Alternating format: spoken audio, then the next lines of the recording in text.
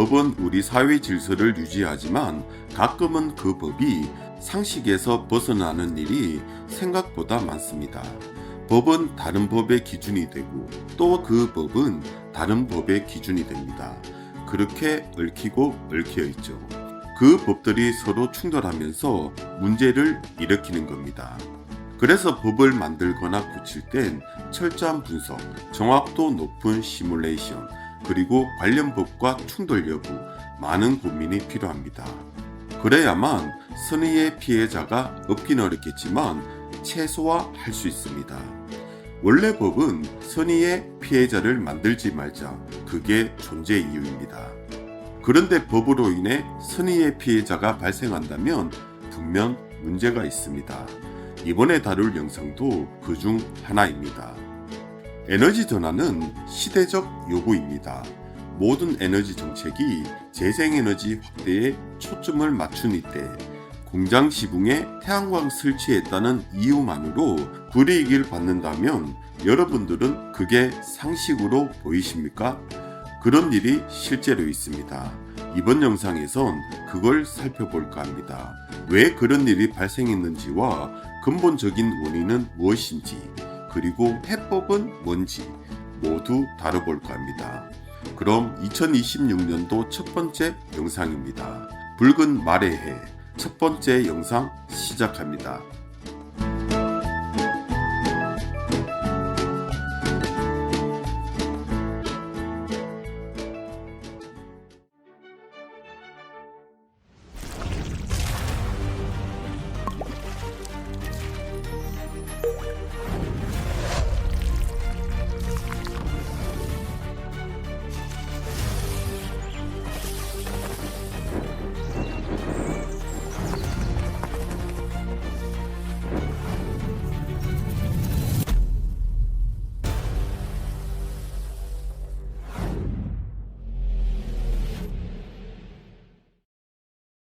공장 지붕에 태양광 설치했다는 이유만으로 불이익이 뒤따른다.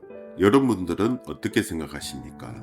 에너지 전환이 우리의 삶 깊숙이 자리 잡은 요즘의 말이죠.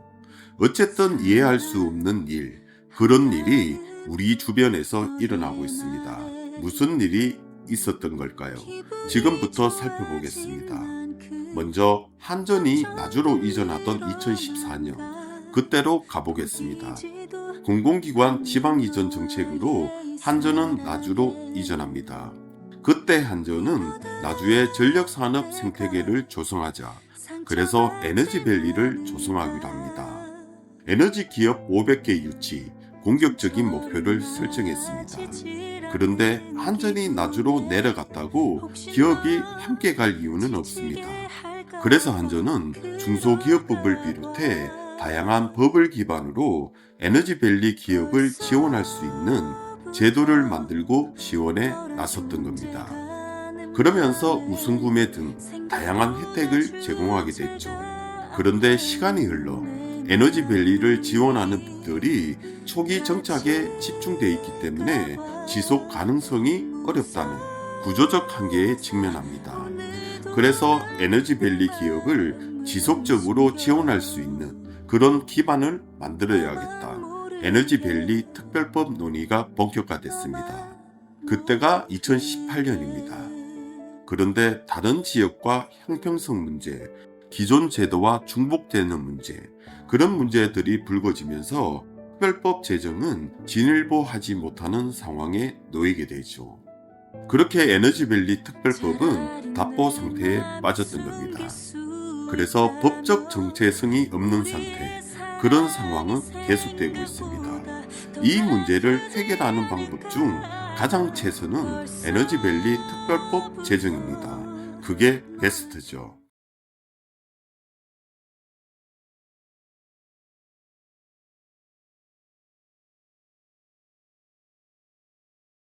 그런데 당장은 쉽지 않아 보입니다. 그래서 차선으로 찾은 해법이 에너지 융복합 특별법입니다. 2021년 제정됐죠. 에너지 융복합 특별법은 에너지 융복합 단지를 지정해서 육성하자, 그런 배경에서 제정된 법입니다. 현재까지 에너지 융복합 단지로 6개 지역이 지정돼 있습니다. 나주도 포함되어 있죠. 그래서 대안이 됐던 겁니다. 그러면 에너지 융복합 특별법이 주는 지원, 입주했다고 모두 주는 건 아닙니다. 에너지 특화 기업으로 지정받아야 기업이 가장 필요로 하는 우선 구매 등 다양한 지원을 받을 수 있습니다. 정리해보면 에너지밸리가 에너지 융복합 단지로 지정되어 있기 때문에 에너지밸리 기업은 에너지 특화 기업으로 지정받을 수 있는 자격을 갖춘 겁니다. 그래서 에너지 특화 기업으로 지정받으면서 에너지밸리 기업은 나주로 이전하면서 기대했던 다양한 지원, 그걸 법적으로 보장받을 수 있는 겁니다. 그런데 문제는 뜻하지 않은 곳에서 불거집니다. 나주로 이전하면서 공장 지붕에 태양광을 설치합니다. 그게 화근으로 등장하죠. 기가 찰 노릇입니다. 왜 그러냐 하면 발전사업자는 에너지 특화 기업으로 지정될 수 없다. 그런 조항 때문입니다. 좀 더 구체적으로 살펴보면 에너지 융복합 특별법은 전기사업법에서 규정한 발전사업자는 에너지 특화 기업으로 지정될 수 없다. 이런 내용을 담고 있습니다. 그런데 지붕 태양광을 설치한 에너지밸리 기업은 지붕 태양광을 설치하는 순간부터 발전사업자가 돼버렸던 겁니다. 그러니까 에너지 특화 기업으로 지정받을 수 없게 됐던 겁니다. 기가 찰 노릇이죠. 얼마 전 정부는 재생에너지 100기가와트 보급, 공격적인 목표를 설정하면서 가장 현실적인 대안 중 하나로 지붕 태양광을 손꼽았습니다. 그런데 지붕 태양광이 불이익을 가져온다. 말이 안 되는 일이죠. 상식에서 벗어난 법이란 얘기입니다. 그러면서 선의의 피해자가 발생하고 있습니다. 그러면 왜 이런 일이 벌어졌을까요? 에너지 융복합 특별법, 법 체지는 좋았지만 정교하지 못했다는 얘기입니다. 그런데 이 문제는 에너지 융복합 특별법뿐만 아니라 다른 법에서도 다양한 형태로 문제가 될 겁니다. 왜냐하면 근본적인 원인은 발전사업자를 정하는 기준에 있습니다. 대부분 법이 발전사업자 기준을 정할 때 그 근거를 전기사업법에서 찾습니다. 전기사업법은 전기를 생산해서 판매하는 모든 사업자를 발전사업자로 규정하고 있습니다. 그래서 발전사업자가 아니더라도 기업이 유효부지, 대표적인 것이 지붕과 주차장일 겁니다. 그런 곳에 태양광을 설치하면 법의 보호를 받지 못하는 그런 일이 불거지기 시작했고 앞으로도 계속 불거질 겁니다. 그럴 수밖에 없죠. 이런 문제를 최소화하는 방법은 전기사업법이 정하고 있는 발전사업자 기준을 환경에 맞게 조정해야 합니다. 이유는 명확합니다. 과거 발전사업자는 한수원이나 발전공기업 이렇게 명확했습니다.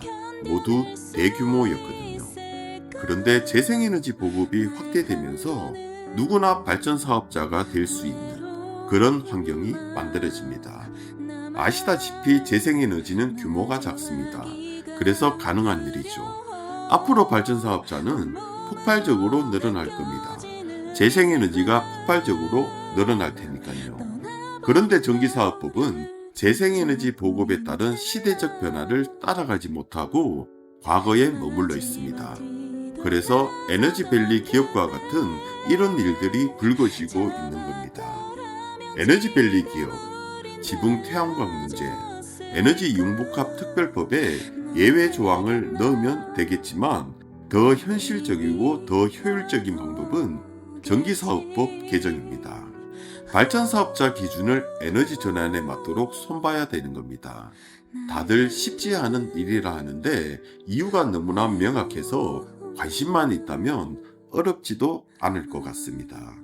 그렇게 되면 에너지밸리와 같은 비상식적인 문제를 간단히 해결할 수 있는 겁니다.